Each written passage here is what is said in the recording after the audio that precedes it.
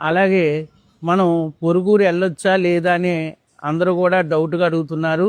మనం పొరుగురు ఏదైనా అత్యవసర పనులుంటే వెళ్ళవచ్చు.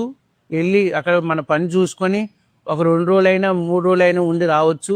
అలాగే శుభకార్యాలు ఏమైనా ఉన్నా వెళ్ళి అక్షంతలేటివే కానీ వారికి మన ఊరి నుంచి పసుపు కుంకాలు కానీ చీరా జాకెట్లు కానీ సారీ లాంటివి కూడా ఏమీ తీసుకెళ్ళకూడదు. ఇది తప్పనిసరిగా పాటించాలి. అలాగే తీర్థయాత్రలు వెళ్ళాలి, మేము బుక్ చేసేసుకున్నాం అంటున్నారు.